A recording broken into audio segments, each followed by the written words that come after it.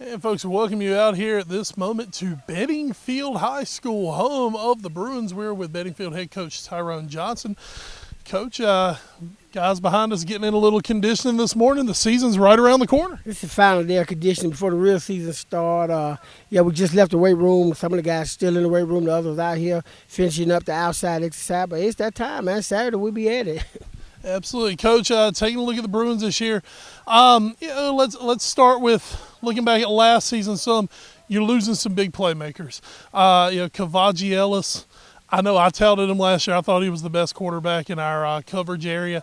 You had a young man last year, preseason All-State, Javius Nixon, who you lost early in the season, didn't really get what we hoped to see out of him his senior season.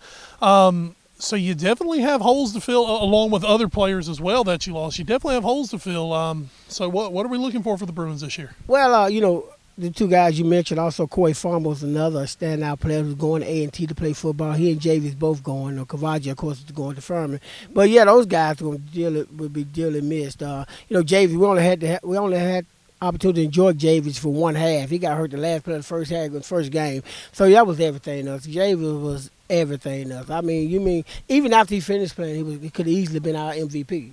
He only played a half a game, but he was that type of guy. Kavaji picked up the slack and did everything we asked of him and more. And, you're going to miss a playmaker like Kavaji. Any play could go all the way when he was back there, either throwing the ball or running the ball. So he would be dearly missed, and I know Furman is happy to have him. And Corey was outstanding out playing on our defense, and he also got hurt toward the end, middle of the season, towards the end. And so he never really came back full speed. So we were without those guys the whole year, man, basically.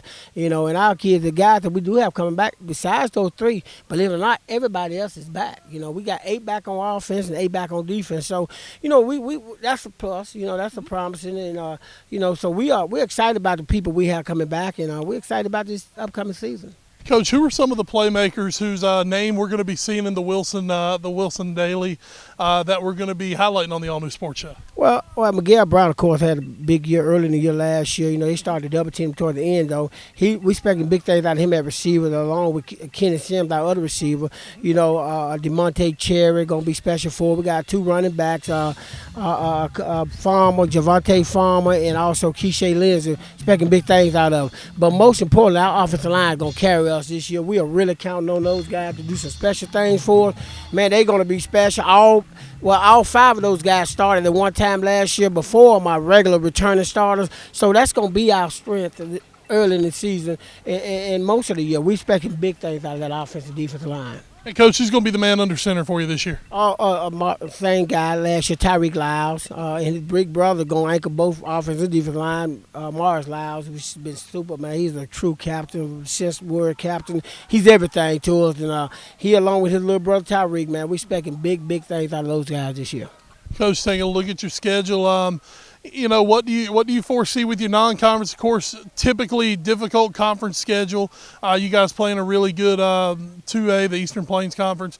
What are we looking at non-conference and then going into conference? Well, non-conference games, we always playing it tough. We basically play the whole Big East non-conference schedule, 3A Big East Conference. We got Southern Nash, Fight Hunt, in Nash Central, along with Green Central and Goldsboro this year. Green Central is promising. Goldsboro is going to be much better this year than it was last year. And, of course, Fight and Hunt going to be Fight and Hunt. And then our conference schedules, what it is. Washington, Farmville, those guys, Southwest. North Pitt, they're going to be good. North Johnson, I'm sure, going to be better. So it's a tough schedule. We got 11 tough football games. We can win all 11, and I promise we can lose all 11. But, we're going into the season. Hopefully we're going to win all of them. And we got a chance to win all of them. But it's going to be a dogfight. It's going to be tough, and that's just what we do. We just hope that we can get out of that non-conference schedule healthy. Last year we wasn't, and we paid for it when we got the conference. So this year, hopefully we can be healthy going into the non-conference schedule. Well, Coach, we're looking forward to big things from the Bruins this year. Looking forward to seeing a lot of points on the scoreboard from you guys, and definitely looking forward to see how far your team can go. Coach, thank you so much for taking a little bit of time out this morning. I told you off camera, I'm glad I don't have to do that anymore. I don't think I could do it anymore. I'm too old and fat. So. It's hot out here early. 9 o'clock, it's 9:50, and it's already hot like this. So we've been at it since 8 o'clock. But sorry about sweating on y'all the whole time. But, hey, it's football time, and we'll definitely be sweating a lot more come Saturday. There you go, folks.